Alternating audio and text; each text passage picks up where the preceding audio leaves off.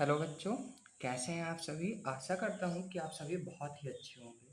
तो आज हम क्लास 10th मैथ्स का चैप्टर नंबर 1 वास्तविक संख्याएं पढ़ने जा रहे हैं। ये बच्चों, ये जो किताब है हमारी हिंदी मीडियम वाली है, मतलब पूरा सिलेबस जो हम कवर करने वाले हैं, ये सारा सिलेबस हमारा हिंदी मीडियम में रहने वाला है। जैसे आप लोग को दिख ही रहा होगा कि सारी चीज़ें हिंदी में लिखी हैं, तो आपको इतना जान जाना है कि जितना भी ये वाला हम चैप्टर पढ़ेंगे या इस चैनल से पढ़ेंगे, आपको हिंदी मीडियम के सारे क्लासेस आपको उपलब्ध करवाए जाएंगे। तो बच्चों, क्लास 10th मैथ्स का पहला चैप्टर है वास्तविक संख्याएं। हिंदी मीडियम में हमको पढ़ना है। हमारे चैनल का नाम है मैथ्स 10x, इसको जरूर सब्सक्राइब करें। चलिए हम लोग स्टार्ट करते हैं। सबसे पहला पॉइंट आप लोगों को इस चैप्टर में पढ़ना है वास्तविक संख्या। जैसा कि हम लोगों को बहुत पहले से ही पता है वास्तविक संख्या के बारे में, ये हम खासकर क्लास 9th में पढ़ चुके हैं। तो क्लास 9th में हम बहुत सारी चीज़ें पढ़ चुके हैं, जैसे नेचुरल नंबर हो गया, होल नंबर हो गया, मतलब प्राकृतिक संख्या हो गई, पूर्ण संख्या हो गई, परिमेय संख्या हो गई, अपरिमेय संख्या हो गई। इन सारी संख्याओं के बारे में हम लोगों ने पढ़ा है। ठीक उसी क्रम को हम लोग आगे बढ़ाते हुए क्लास 9th में ही वास्तविक संख्या भी पढ़े थे। लेकिन अब थोड़ा-सा समझ लीजिए कि आपको एक बार रिवाइज़ करवा रहा है, या समझ लीजिए कि आपको ध्यान करवा रहा है क्लास 10th में, कि आप कम से कम इतना जान जाइए कि वास्तविक संख्या होता क्या है। तो वास्तविक संख्या हम लोग पहले सीखेंगे, उसके बाद हम लोग आगे बढ़ेंगे, फिर हम उदाहरण सॉल्व करेंगे, क्वेश्चन सॉल्व करेंगे और बहुत सारी चीज़ें सॉल्व करेंगे। उससे पहले मैं आप लोगों से चाहता हूँ कि कम से कम थोड़ा-सा पहले वाली चीज़ें भी बता दूँ, ताकि आप लोगों को समझ में आ जाए। कम से कम ये ना हो कि पढ़ाया क्या जा रहा है। तो चलिए बच्चों, हम लोग शुरू करते हैं। चैप्टर नंबर 1, मतलब जो हमारा पहला चैप्टर है, इसमें पहला पॉइंट हम लोगों को पढ़ना है वास्तविक संख्या के बारे में। तो वास्तविक संख्या होता क्या है? जैसा कि लिखा हुआ है, वे सभी संख्याएँ जो संख्या रेखा पर निश्चित बिंदु द्वारा प्रदर्शित की जा सकती हैं, वास्तविक संख्याएँ कहलाती हैं। अब निश्चित बिंदु द्वारा प्रदर्शित करने का मतलब ये है कि अगर आप लोग को कहीं न कहीं याद हो, तो संख्या रेखा हम कुछ इस टाइप से बनाते हैं। यहाँ पे 0 रहता है, इधर वाली सारी पॉजिटिव संख्याएँ रहती हैं और इधर वाली सारी नेगेटिव संख्याएँ रहती हैं। तो अगर हमें इधर रिप्रेज़ेंट करना होता है, तो चाहे हम यहाँ 0.1 रिप्रेज़ेंट करें, चाहे √2 रिप्रेज़ेंट करें, चाहे 3 रिप्रेज़ेंट करें, कुछ भी करें, अगर वो संख्या रेखा पर आ रहा है, तो वो संख्याएँ कैसी होंगी? वास्तविक संख्याएँ होंगी। चाहे तो आप दूसरा डेफिनेशन ये लिख सकते हैं, परिमेय संख्याओं तथा अपरिमेय संख्याओं के समूह को हम लोग क्या कहते हैं? वास्तविक संख्याएँ कहते हैं। एग्ज़ाम्पल के लिए, मतलब उदाहरण के तौर पे, चाहे 2 आ जाए, चाहे 5 आ जाए, चाहे माइनस में 3 आ जाए, 0.75 आए, मतलब कोई भी संख्या आपको दिख जाए, वो परिमेय और अपरिमेय के रूप में हो, या तो संख्या रेखा पर प्रदर्शित की जाती हो, तो उसे हम लोग कौन सी संख्या कहेंगे? वास्तविक संख्या। अब बेटा आप लोग ध्यान रखिएगा कि वास्तविक संख्या में आप लोग इतना याद रखिए कि सारी संख्याएँ, जितनी भी संख्याएँ होती हैं, सारी संख्याएँ क्या हो जाएँगी? वास्तविक संख्याएँ। चाहे वो प्राकृतिक संख्या हो, चाहे वो परिमेय संख्या हो, चाहे वो अपरिमेय संख्या हो, चाहे वो पूर्ण संख्या हो, मतलब कोई भी संख्या आपको दिख जाए, कोई पूछे कि वास्तविक संख्या है, तो आपको तुरंत बता देना है कि वास्तविक संख्या है। एग्ज़ाम्पल के लिए मैंने आप लोगों को बताया, ये सारी संख्याएँ जितनी भी लिखी हुई हैं, ये सारी कैसी हैं? वास्तविक संख्याएँ हैं। तो आप वास्तविक संख्या के लिए क्या बताएँगे? ऐसी सारी संख्याएँ जिनमें समझ लीजिए परिमेय संख्या, अपरिमेय संख्या, पूर्ण संख्या, प्राकृतिक संख्याएँ शामिल होती हैं, उसे हम लोग क्या बोलते हैं? वास्तविक संख्या। आशा करता हूँ बच्चों कि ये वाला पॉइंट आप लोग को बहुत अच्छे तरीके से समझ में आ गया होगा। अब अगला पॉइंट हम लोग पढ़ेंगे इसमें, अंकगणित की आधारभूत प्रमेय। अंकगणित के आधारभूत प्रमेय में क्या होता है कि जैसे आप लोगों ने देखा होगा कि कोई भी संख्या होती है, पहले हम लोग ने देखा था कि कोई भी संख्या का हम लोग एलसीएम निकालते थे। जैसे 50 है, तो 50 का हम लोग जब एलसीएम निकालते थे, तो एलसीएम हम किस रूप में निकालते थे? अभाज्य गुणनखंड के रूप में। जैसे हम मान लीजिए कि इसमें क्या करते थे कि 2 से पहले भाग करते थे तो 25 आता था, फिर 5 से करते थे तो 5 आता था, फिर 5 से करते थे 5 आता था। मतलब हम 50 को किस प्रकार से लिख सकते थे? 2 गुणे 5 गुणे 5, इस टाइप से लिखते थे। इसका मतलब ये है कि जब हमने 50 को 2 गुणे 5 लिखा था, तो देखिए यहाँ जितनी भी संख्याएँ आपको दिख रही है, 2 दिख रहा है, 5 दिख रहा है, फिर 5 दिख रहा है, ये संख्या कैसी है?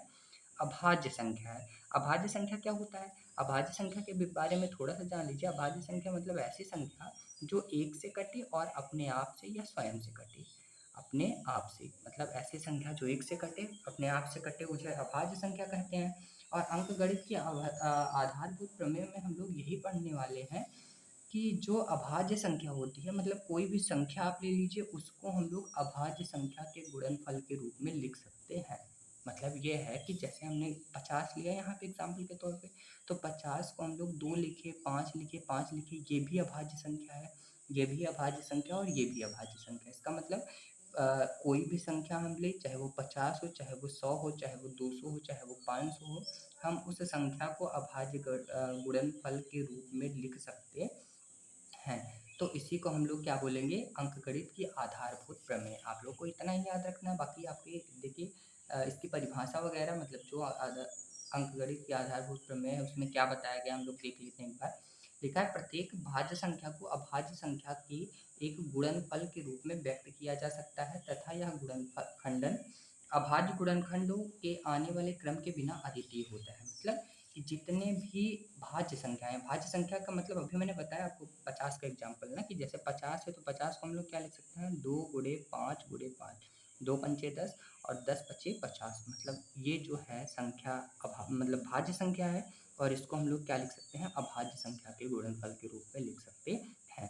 ऐसे ही 100 है, 100 को अगर हम लिखना चाहें तो 2 2 दूनी 4, 4 पंचे 20 और 20 पंचे 100। मतलब इसको हम देखिए फिर से वही अभाज्य संख्या के गुणनफल के रूप में लिखा जा सकता है, जबकि ये है क्या, ये वाली संख्या भाज्य संख्या है, लेकिन ये सारी संख्याएं कैसी हैं, अभाज्य संख्या।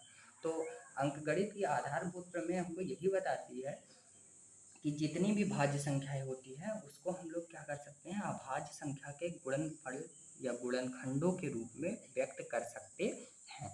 बस शर्त ये है कि मतलब कुछ इसमें और एक्स्ट्रा बता रहा है कि गुणनखंडों के आने वाले क्रम के बिना अद्वितीय होता है। मतलब खाली इसका क्रम में मतलब एक ही प्रकार से इसको लिखा जा सकता है। मतलब क्रम तो बदला जा सकता है, जैसे मैंने कहा कि 100 का जो अभाज्य गुणनखंड आया वो 2 गुणे 2 गुणे 5 गुणे 5 है, ठीक है। अब अगर मैं चाहूँ तो 100 के गुणनफल को मतलब गुणनखंड जो है इसको मैं चाहूँ तो 5 लिखूँ, फिर पहले उसके बाद 2 लिखूँ, फिर 5 लिखूँ, फिर 2 लिखूँ। मतलब अगर हम क्रम इसका बदल दे रहे हैं तब भी हमारा कोई दिक्कत होने वाला नहीं है। ये अभाज्य संख्या का गुणनखंड ही रहेगा और अंकगणित की आधारभूत प्रमेय ही रहेगी। बस खाली ये है कि ऐसा ना हो कि इसमें जो अंक है ही नहीं उसको आप लिख दें। जैसे 100 को आप ऐसा नहीं लिख सकते 5 गुणे 5 गुणे 5 गुणे 5, ऐसा आप इसको नहीं लिख सकते, इसीलिए यहाँ पे लिखा गया है अद्वितीय होता है। मतलब आप एक ही क्रम से लिख सकते हैं, मतलब एक ही तरीका है कि 100 को आप क्या लिख सकते हैं, 5 गुणे 2 गुणे 5 गुणे 2। मतलब चाहे आप ऐसे लिखिए और चाहे 2 गुणे 2 गुणे 5 गुणे 5 लिखिए, मतलब आप क्रम तो चाहे बदल सकते हैं। बाकी ये जो अभाज्य गुणनखंड होता है वो कितना होता है, अद्वितीय होता है। मतलब सिर्फ आप एक ही बार लिख सकते हैं, एक ही तरीके से लिख सकते हैं, क्रम बदल सकते हैं आप लोग, ठीक है। अब देखिए एग्जाम्पल के तौर पे यहाँ पे देखिए लिखा हुआ है 3260। अब 3260 का जो अभाज्य गुणनखंड है मैंने पहले से ही लिख लिया है, 2 गुणे 2 गुणे 2 गुणे 3 गुणे 3 गुणे 5 गुणे 7 गुणे 13, इतना लिखा हुआ है ना।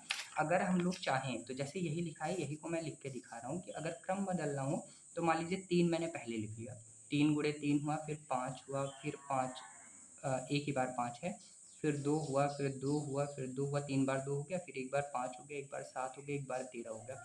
मतलब अगर क्रम बदल के लिखना चाहे तो हम इस टाइप से भी लिख सकते हैं, लेकिन तो हमारा ये रहेगा अद्वितीय ही। मतलब ये सारी संख्याएं हर बार शामिल होनी है। मतलब अगर इन संख्याओं में से कोई भी संख्या ऐसी आ रही है जो इसमें दूसरी बार शामिल नहीं हो रही है तो वो अंकगणित की आधारभूत प्रमेय नहीं होगा। हाँ, क्रम बदला जा सकता है, जैसे 3 पहले आगे आ गया था, उस अब की बार हम लोग क्या कर दें, पीछे कर दें, या 5 आगे ले आए, 6 पीछे कर दें, मतलब ऐसा सब कर सकते हैं, लेकिन तो वो रहेगा कैसा, अद्वितीय ही। जैसे यहाँ पे आगे लिखा हुआ है कि क्रम बदल सकता है, क्रम बदल सकता है, जैसे 3 गुणे देखिए 3 आगे ले आया ना, वही करा है, लेकिन अभाज्य गुणनखंड वही रहेगा। मतलब चाहे तो हम क्रम बदल सकते हैं लेकिन अभाज्य गुणनखंड वही रहने वाला है, वो नहीं बदलेगा। अब आशा करता हूँ बच्चों कि आप लोगों को इतना चैप्टर के बारे में थोड़ा बहुत जानकारी ज़रूर हो गया होगा। अगर हम आगे ऐसे ही एक्सरसाइज के क्वेश्चन सॉल्व करेंगे तो बहुत ही आसान तरीके से सारी चीज़ें हम लोगों को समझ में आ जाएगी। उसके बाद मैं आप लोगों को एक बार फिर से याद करा दूँ, आप लोग चैनल को ज़रूर सब्सक्राइब करिए, तभी आगे बढ़ेंगे हम लोग। अब आ जाइए एग्जाम्पल नंबर 1 पे। एग्जाम्पल नंबर 1 क्या कह रहा है, संख्या 4 की पावर n पर विचार कीजिए, जहाँ n एक प्राकृतिक संख्या है। जांच कीजिए कि क्या n का कोई ऐसा मान है जिसके लिए 4 की पावर n अंक शून्य पर समाप्त होता है। मतलब आपको अब की बार जांच करना है। अब की बार देखिए थोड़ा सा चैप्टर के बारे में बताया, उसके बाद जांच करने के लिए आप लोग को दे दिया। चलिए मैं बताता हूँ क्या करना है इसमें। देखिए संख्या 4 की पावर n पर विचार कीजिए जहाँ n एक प्राकृतिक संख्या है। प्राकृतिक संख्या है जहाँ जाँच कीजिए कि क्या n का कोई ऐसा मान है जिसके लिए 4 के पावर n अंक शून्य पर समाप्त होता है। मतलब ये है कि मान लीजिए कि मैंने लिखा एक जगह 4, ठीक है? 4 के पावर 1 लिखा, फिर लिखा 4 के पावर 2, 4 के पावर 3, 4 के पावर 4। इसने दिया क्या है? 4 के पावर 0, मतलब 4 के पावर n दिया है।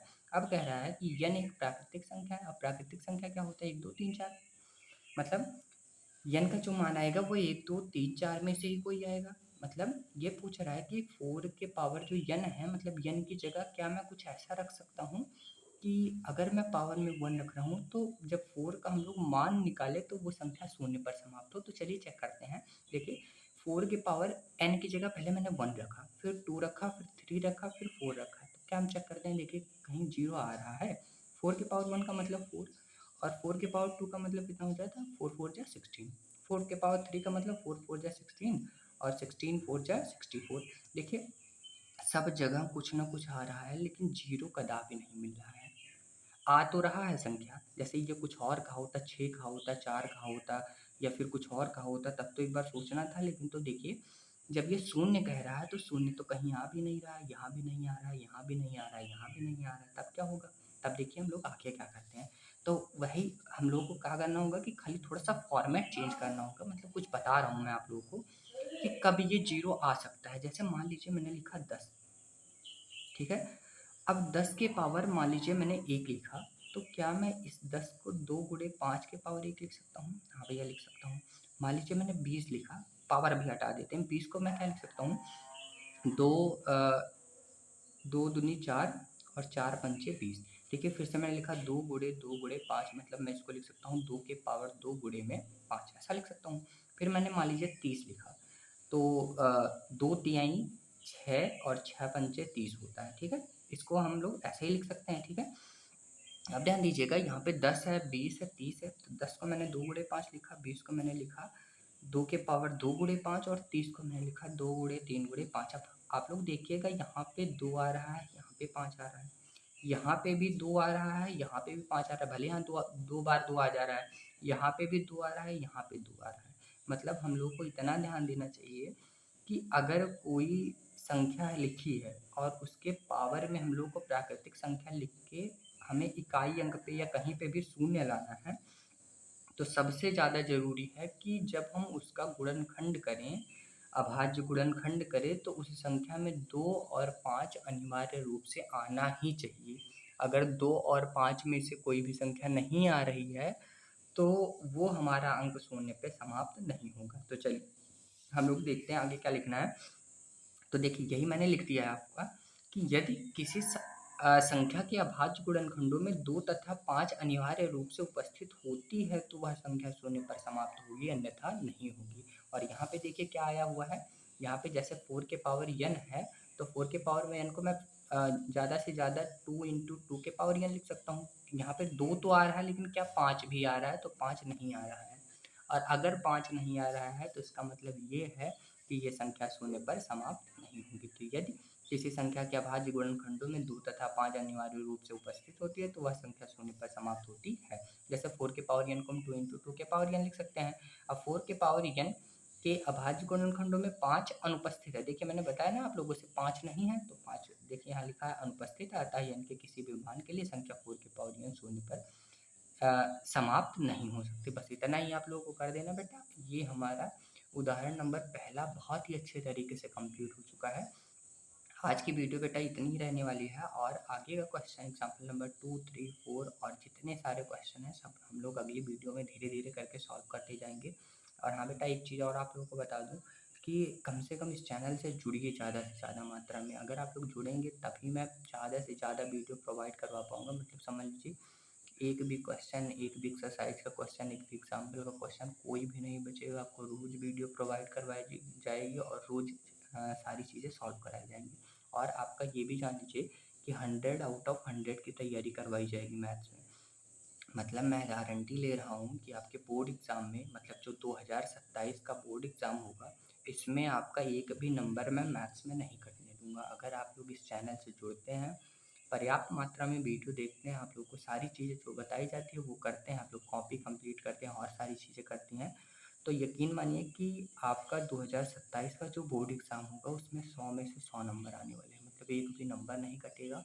और अंत में मैं यही कहूँगा कि इस चैनल को सब्सक्राइब ज़रूर करें ताकि हम आप लोगों के लिए मेहनत करते रहें और आगे की वीडियो प्रोवाइड करवाते रहें। धन्यवाद बच्चों, आज के लिए इतना ही। आशा करता हूँ कि आप लोगों को वीडियो समझ में आई होगी।